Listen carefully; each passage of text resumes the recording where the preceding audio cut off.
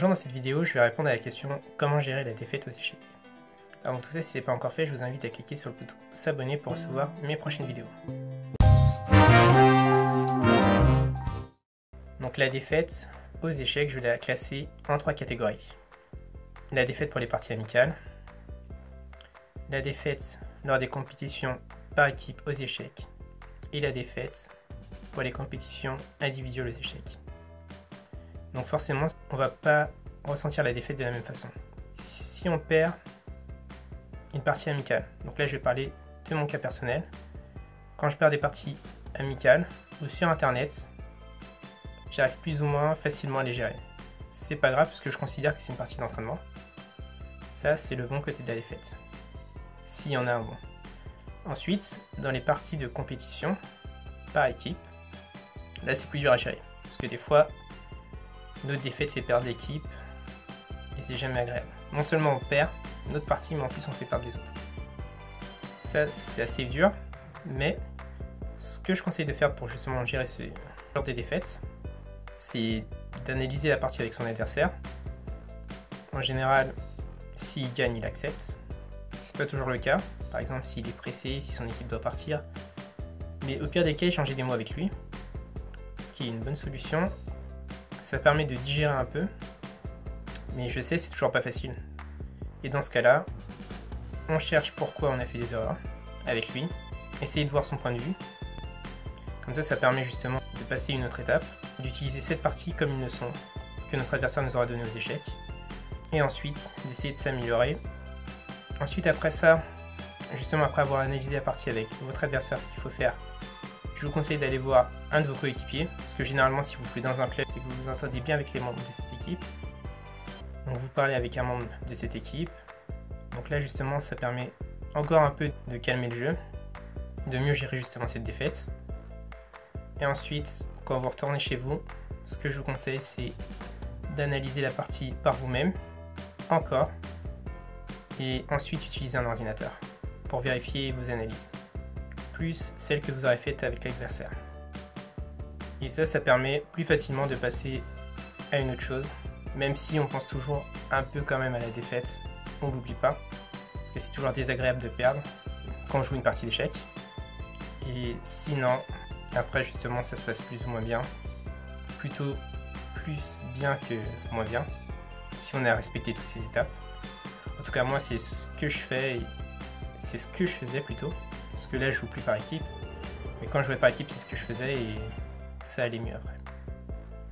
Et là pour les tournois individuels c'est beaucoup plus dur parce que finalement perdre ça a une incidence, ça nous permet de rencontrer des joueurs qui sont un peu moins bien classés ou plutôt qui sont moins bien en forme, c'est toujours embêtant. Ensuite ce qui se passe dans un tournoi individuel, ce que je conseillerais justement, c'est à peu près la même chose que dans les compétitions par équipe, c'est justement demander à l'adversaire d'analyser avec lui.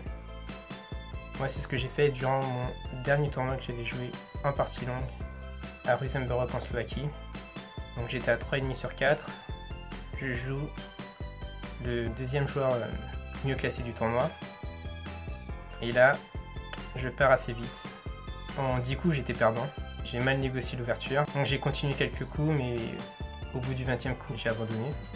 Et finalement j'étais pas très content de ma partie, du résultat. Et ce que j'ai fait directement après, c'est que j'ai demandé à mon adversaire si on pouvait analyser. Il a dit ok, donc c'était plutôt bien. Donc là ensuite on a analysé. J'ai cherché à comprendre pourquoi j'avais mal joué, même si j'avais une idée de pourquoi j'avais mal joué. Donc là pour le coup c'était une erreur dans l'ouverture. Enfin c'est une mauvaise ouverture et mon adversaire justement m'a montré comment réfuter cette ouverture et il m'a expliqué justement contre un fort joueur il faut pas jouer ce genre d'ouverture. Donc il m'a donné des conseils, moi je l'ai pris comme une leçon. J'ai essayé de bien le prendre même si j'étais pas content d'avoir perdu. Ensuite ce que j'ai fait c'est que quand il est parti j'ai été un peu marché pour justement me détendre, essayer de penser à autre chose. Je suis remonté dans ma chambre d'hôtel parce que le tournoi se passait dans un hôtel, donc je me suis reposé un peu. Ensuite je suis descendu, j'ai parlé justement avec d'autres joueurs du tournoi, donc ça m'a permis un peu de de me rechanger les idées, et puis après ensuite j'ai décidé encore d'aller marcher, j'ai pensé à autre chose. Donc j'ai pensé au cours d'échecs que je pouvais préparer. J'ai aussi essayé de profiter justement de la vue, parce que Rosenborg, c'est là où j'étais, c'est agréable de se promener, donc j'ai essayé d'en profiter aussi. Et finalement, la défaite, c'est devenu juste une anecdote. Après tout, ça me faisait 3,5 sur 5. J'ai essayé de penser à ce qui était positif, parce que malgré cette défaite, ma performance, elle était bonne. Donc en fait, j'ai essayé de me focaliser sur ce qui était bien.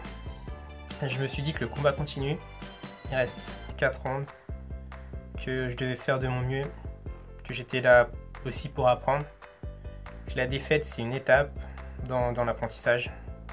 C'est l'étape la moins agréable, mais ça fait partie du jeu. Parce qu'après tout, si on perd pas, on n'apprend pas. Et justement, je fais référence à une des citations du 3e champion du monde, José Raúl Capellanca, qui disait « On apprend plus d'une défaite que de 100 parties gagnées ». Donc je me suis dit, il m'a donné une leçon, ok, peut-être qu'un jour, je le rencontrerai de nouveau. Et si je continue à m'entraîner, à faire ce que j'ai à faire, j'aurai la possibilité de prendre ma revanche et de lui donner une leçon. Justement, cette défaite m'a motivé. Alors qu'il y a quelques années, je n'aurais pas pensé comme ça. Et je pense que maintenant, mon état d'esprit est bon. C'est juste de considérer la défaite, ou même le match nul, ou chaque partie comme une leçon. Et que justement, on peut plus apprendre une défaite que d'une victoire. Mais quoi qu'il arrive, il y a toujours des fautes. Donc il y a toujours des éléments à analyser.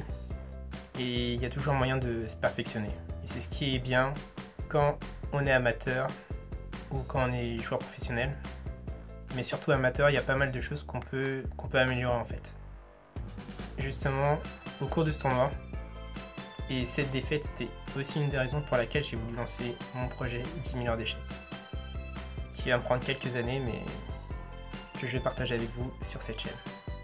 Donc si cette vidéo vous a plu, cliquez sur j'aime, n'hésitez pas à la partager à une personne qui pourrait être intéressée par ce contenu. Pour vous remercier, je vous donne une vidéo bonus que je vous enverrai par mail justement, en indiquant votre prénom et votre mail. Et je vous dis à tout de suite dans cette vidéo. Et pour les autres, je vous dis à demain.